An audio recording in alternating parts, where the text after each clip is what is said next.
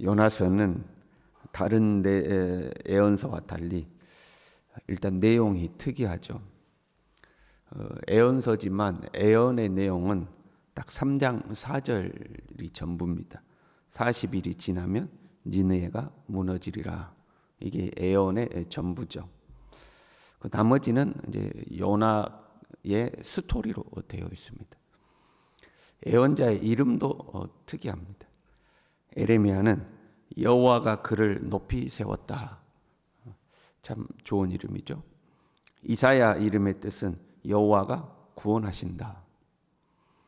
에스겔 선지자의 이름은 하나님은 그를 강하게 하셨다. 요나의 이름의 뜻은 비둘기. 다른 선지자들에 비해서 이름이 생뚱맞습니다. 그냥 비둘기입니다. 애언자가 가질 수 있는 이름이 아닌 거죠. 요나를 이렇게 소개했죠. 아미떼의 아들 요나에게 임했다. 아미떼, 요나 아버지 아미떼의 이름의 뜻은 성실한 자, 진실한 자, 그런 말입니다. 정리해 보면 성실한 자의 아들 비둘기, 그런 말이죠. 성실한 자의 비둘기, 이런 말이죠. 그런데 요나를 보면 성실한 자의 아들답지 않게, 순수한 비둘기답지 않게 아주 불순종한 행동을 하는 이제 선지자입니다.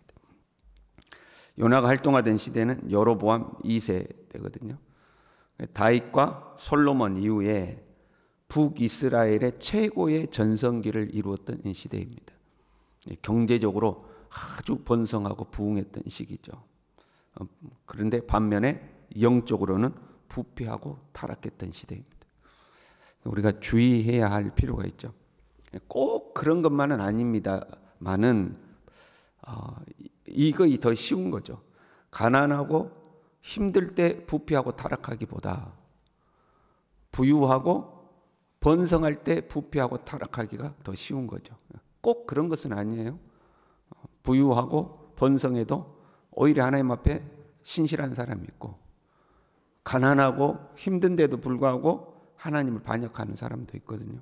꼭 그런 것은 아니지만 어느 쪽이 더 쉽냐 그걸 봤을 때 부유할 때 타락하기가 훨씬 쉬운 거죠. 그렇잖아요. 부유하면 나의 부유를 가지고 누릴 세상이 너무 많은 거죠. 하나님이 우리를 축복하실 때 우리가 주의해야 되는 거죠. 대부분 부유해지면 교만해지기가 쉬워요. 저 사람 옛날에 그랬지 않았는데 돈 좀 벌더니 내가 누군지 알아? 이제 그런 경우 굉장히 많이 있잖아요. 북이스라엘이 경제적으로 번성했지만 반면에 영적으로 부패하고 이제 타락해 가는 거죠. 그리고 그렇게 영적으로 부패하고 타락할 때에 하나님의 선지자들이 이제 나타나는 거예요. 이 요나가 활동하던 북이스라엘, 그 시대에 활동했던 북이스라엘의 선지자가 아모스, 호세아입니다. 아모스, 호세아, 요나 이렇게 돼 있거든요. 그러니까 여러분, 우리가 평안할 때 하나님 말씀이 들려와야 돼. 우리가 하나님 앞에 평안하고 하나님과 관계가 좋을 때 계속 주님의 말씀이 들려와야 되는데, 내가 하나님께로부터 멀어지고 하나님과 반대되는 일들을 할 때 하나님의 말씀이 그때 들려오면 그 나를 다 책망하고 꾸짖고 나를 찌르는 말씀들이거든요. 선지자들이 다 책망하고 심판을 선언하고 그렇잖아요. 그런데 요나만큼은 이제 스토리로 되어 있는 거죠. 열왕기하 14장 25절에 다시 이 요나를 소개하는 글이 나와요. 거기에는 이렇게 되어 있습니다. 가드 헤벨 아미떼의 아들 선지자 요나. 가드 헤벨이라는 지명 이름이 나와요. 이 가드 헤벨은 갈릴리, 넓게 보면 갈릴리의 나사렛 근처에 있는 동네라고 그래요. 그러니까 요나는 갈릴리 출신인 겁니다. 이 갈릴리는 우리가 잘 아는 것처럼 이스라엘의 북단에 있지 않습니까? 이스라엘의 북쪽 국경지대가 갈릴리 지대인 거예요. 지형적으로 적국이 침략을 하면 가장 먼저 북쪽으로부터 윗동네에서, 밑에 애굽이 아니라 윗동네에서 적국이 침략하면 가장 먼저 공격을 받는 지역이 이제 갈릴리, 그 북부 지역인 거죠. 이 아수르는 북이스라엘의 존립과 안위를 위협하는 가장 강력한 잠재적인 적대 국가였어요. 그러니까 이스라엘이 아수르를 경계하고 싫어했겠지만 그 중에서도 어느 지역 사람들, 갈릴리 지역 사람들은 가장 이 야수를 적대시하고 싫어해요. 실제로 북이스라엘이 이 아수르에게 멸망하는데 공식적으로 멸망하기 10년 전에 이미 갈릴리 지역은 아수르에게 병합됩니다. 아직 나라가 망하지도 않았는데도 갈릴리 지역을 뺏기거든요. 그러니까 이 갈릴리 출신의 요나가 이 아수르를 싫어하는 것은 이해할 만한, 그런 요나에게 하나님께로부터 말씀이 찾아온 거죠. 말씀이 임한 거죠. 여호와의 말씀이 아미떼의 아들 요나에게 임하니라. 여러분, 말씀이 임한 것은 영광스러운 일입니다. 여러분, 그렇지 않습니까? 저는 이제 목사로서 설교를 하니까 막 하나님이 말씀을 막 귓가에 쟁쟁하게 들려주시면 얼마나 좋을까, 그런 상상을 할 때가 있어요. 나는 그냥 주님이 불러주신 말씀 적어가지고 여러분이 그냥 읽어주기만 합니다. 그럼 여러분 얼마나 좋을까요? 하나님의 말씀이 내게 임했다. 이거는 영광스러운 일이에요. 그리고 선지자는 그 말씀을 가감없이 전하기만 하면 되는 거죠. 선지자뿐만 아니라 우리도 마찬가지예요. 말씀이 임하면 그 다음 단계는 뭐죠? 여호와의 말씀이 내게 임했어요. 그럼 그 다음 단계는 다른 게 없어요. 순종만이 그 다음 단계. 여호와의 말씀이 나에게 임했다. 그 다음에 할 수 있는 것은 순종만. 여호와의 말씀이 요나에게 임했어요. 우리 성경에는 너는 일어나 저 큰 성읍 니느웨로 가서 그것을 향하여 외치라, 이렇게 길게 되어 있지만 원문에는 먼저 이렇게 됐습니다. 일어나 가라, 이게 먼저 나와요. 쿰 레크, 일어나 가라 저 큰 성 니느웨로, 이렇게 돼 있어요. 일어나 가라, 이렇게 되는 거죠. 에레미야가요 가뭄을 선포하잖아요. 그리고 그리 시냇가에 숨어 지내잖아요. 까마귀가 가져다 준 고기로 간신히 연명하고 지내다가 하나님께서 사르밧 지역에 있는 시돈 땅, 시돈에 있는 사르밧으로 가라고 명령하죠. 그때도 똑같이 쿰 네크, 일어나 가라 하고 명령하십니다. 엘리야가 하나님의 말씀이 임하니까 그 즉시 일어나 이방 땅으로 이제 가는 거죠. 말씀이 임하면 순종하면 되는 거예요. 일어나 가라 하면 그 다음 단계는 우리가 해야 될 것은 순종이에요. 그런데 많은 사람들이 말씀이 임하면 그 다음부터 자기 자신만의 작업이 이제 시작됩니다. 일단은 계산하는 거죠. 이 말씀대로 했을 때 나에게 득이 될 거냐, 실이 될 거냐 계산하죠. 그리고 취사 선택하죠. 이것은 내가 순종, 이것은 이건 아니야. 취사 선택하죠. 가감하기도 합니다. 내 생각을 더하기도 하고, 그래서 하나님 말씀에다가 내 생각을 더하기도 하고, 이 말씀은 이렇게 해석해도 될 거야. 이 말씀은 이 정도로 적용해도 될 거야. 내 생각을 더해서 가감하는 거죠. 그리고 그런 자신을 합리화시키기도 하고, 이것도 저것도 아니면 하나님의 말씀을 그냥 소멸시켜버리죠. 몰라, 생각 안 할 거야. 소멸시켜버리기도 하고. 하나님의 말씀이 오면 그 다음 단계는 순종만이 우리가 해야 될 일이에요. 그리고 그 다음은 하나님께 맡기는 거예요. 말씀 임했고 나는 하나님께 순종했고 그 다음은 이제 하나님 차례입니다 하고 하나님께 맡기기만 하면 되는 거예요. 하나님께서 요나에게 일어나 가라 그랬어요. 그러니까 요나가 일어납니다. 3절에요. 요나가 여호와의 얼굴을 피하려고 일어나 다시스로 도망하려 하여. 일어나긴 일어났는데 왜 일어나요? 도망가려고 일어났다, 이렇게 되어 있어요. 일어난다는 것은 결단하는 것을 의미합니다. 일어나기 전까지는 고민하고 망설이고 갈등하는 단계예요. 그랬잖아요. 할까 말까, 순종할까 불순종할까, 이걸 실천할까 말까 고민하고 갈등합니다. 하나님의 말씀이 들려왔어요. 우리 안에 고민과 갈등이 일어나요. 그러다가 그래 순종하자 마음이 정해지면 일어나서 말씀대로 가는 거 아니에요. 일어나는 것은 결단하는 것을 의미하는 거예요. 그런데 요나는 순종하기 위해서 일어난 것이 아니라 불순종하려고 일어났어요. 무슨 말이에요? 고민하고 갈등하다가 불순종하기로 결단해버린 거예요. 나 안 해. 나 몰라, 안 해.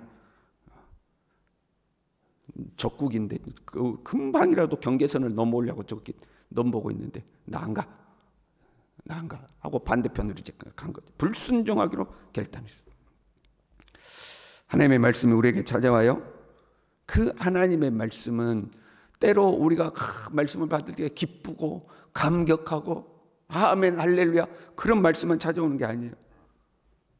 때로는 하나님의 말씀이 우리로 하여금 고민하게 만들어요. 갈등하게 만들어요. 하나님은 우리가 감당할 수 있는 것들만 요구하는 게 아니에요. 너무 감당하기 힘든 것을 우리에게 요구할 때가 있어요. 고민할 수밖에 없는 말씀을 하실 때가 있어요. 아브라함에게 네 독자, 네 사랑하는 아들을 나에게 바쳐라. 여러분, 얼마나 어려운 말씀이에요. 하나님은 그런 걸 우리에게 말씀하세요. 이때의 말씀은 우리를 시험하는 말씀입니다. 하나님이 아브라함을 시험하사 그러잖아요. 고민하고 갈등하는 말씀을 나에게 던져줘요. 그런 나를 시험하는 말씀이요. 내 하나님 앞에 내 이 순종의 영역을 넓히느냐 넓히지 못하느냐, 하나님 앞에 나라는 존재의 그릇을 넓히느냐 넓히지 못하느냐, 그걸 시험하시거든요. 그러니까 내가 감당하기 힘든 말씀을 던져주는 거예요. 하나님 우리에게 나를 탁 찌르는 거죠. 그때 우리 마음 가운데 고민과 갈등이 일어나요. 그거는 자연스러운 과정인 거죠. 하나님의 말씀을 나에게 툭 던져줬어요. 순종할 거나 말 거나. 우리는 작은 것 하나도 그러잖아요. 제가 여러분들은 다 새벽에 나오셨지만 안 나오신 분들에게 새벽에 일어나 기도하십시오. 주님처럼 새벽 미명 일어나 기도하십시오. 그러면 내일 아침에 일어났거나 맞거나, 일어났거나 맞거나, 고민과 갈등이 이제 시작되는 거죠. 그건 자연스러운 거예요. 그런데 결과가 어떻게 돼? 결과가 그래 순종하자. 에이, 죽이 되든 밥이 되든 내가 하루 종일 피곤하든 말든 그래 한번 순종하고 하나님 앞에 기도하러 가보자. 순종하고 뒷일은 누구에게 맡겨요? 하나님께 맡기는 거죠. 해보자 하고 일어난 그 결과에 도달해야 되는 거죠. 고민하고 갈등하다가 그래 하나님께 순종하자. 하나님이 책임지실 거다. 탁 일어나야 되는데, 그러면 훌륭한 거죠. 예수님도 십자가를 앞에 두고 고민했잖아요. 그냥 고민하고 번뇌하여 죽게 되었다고 그랬어요. 예수님도 고민이 되는 거예요. 그 하나님 앞에 가서 할 수만 있으면 이 잔을 내게서 좀 옮겨주십시오. 그러다 결국은 어디로 가요? 내 뜻대로 하지 마옵시고 아버지 뜻대로 되기를 원하나이다. 고민하고 갈등하고 번뇌하다가 하나님의 뜻에 도달하는 거예요. 제자들에게 됐다, 일어나 가자 하고 예수님도 일어나 가시는 거예요. 일어나는 거예요. 요나는 고민 끝에 불순종하기로 결심했어요. 안 해. 난 못해. 안 해. 일어나 가라 그랬는데 일어났는데 불순종하려고 일어났어요.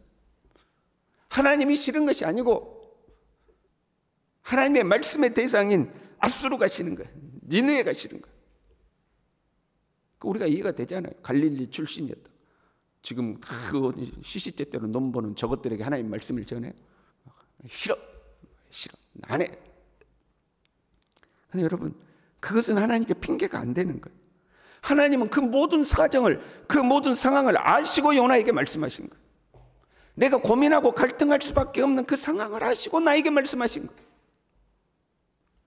우리가 인간적으로는 이해가 되지만 하나님은 그걸 아시고 말씀하신 거예요. 우리가 잘 아는 것처럼 불순종하고 작정하고 욥바로 가서 다시스로 가는 배를 타잖아요. 그리고 풍랑을 만나고 고생하고 물고기 뱃속에 들어가서 사흘을 지내다가 드디어 다시 물고기가 요나를 토해가지고 육지로 오잖아요. 그때 요나에게 다시 하나님의 명령이 옵니다. 3장 2절에요. 똑같이 일어나 가라. 다시 일어나 가라. 하나님 포기를 하지 않는 거예요. 일어나 가라 그랬는데 엉뚱한 데 가면 또다시 찾아가서 일어나 가라. 일어나 가라. 하나님의 말씀에 불순종하면요, 그 말씀이 계속 들려오는 거예요. 일어나 가라. 일어나 가라. 우리가 외면하고 부인하고 부정하고 내 마음 깊숙한 곳에 그 말씀을 감춰두고 모른 척하고 그러다가도 주님이 다시 또 말씀하세요. 일어나 가라. 일어나 가라. 일어나 가라. 하나님은 포기하지 않는 거예요. 내가 하나님 앞에 순종할 때까지 계속 그 말씀을 주시는 거죠. 오늘 우리가 일어나기를 바랍니다. 불순종의 길을 접어버리고 에이 순종하자. 이 나머지는 하나님 알아서 다 책임지시겠지. 순종하기로 여러분 우리가 일어날 수 있기를 바랍니다. 하나님의 말씀이 들려오면 그래 순종하자. 말씀대로 하자. 그렇게 순종의 길에 도달하는 우리 모두가 될 수 있기를 바랍니다. 기도하겠습니다. 하나님 아버지, 참 하나님의 말씀 앞에 우리가 얼마나 고민하고 갈등하고 때로는 외면하고 싶고 때로는 부인하고 싶고 주님 우리가 그럴 때가 참 많이 있습니다. 주님의 말씀이 들려와서 하나님 내려놓으라고 할 때 내려놓기가 힘들고 용서하라고 그럴 때 용서하기가 힘들고 포기하라고 그럴 때 포기가 힘들고 헌신하라고 할 때 헌신이 힘들고 주님 우리 안에 말씀에 대하여 갈등과 번민이 일어날 때에 주님 우리를 붙들어 주셔서 불순종으로 결단하는 것이 아니라 결국에 예수님처럼 순종하기로 결단하고 일어서는 우리의 삶이 될 수 있도록 주님 우리를 붙들어 주시옵소서. 예수님의 이름으로 기도 올리옵나이다. 아멘.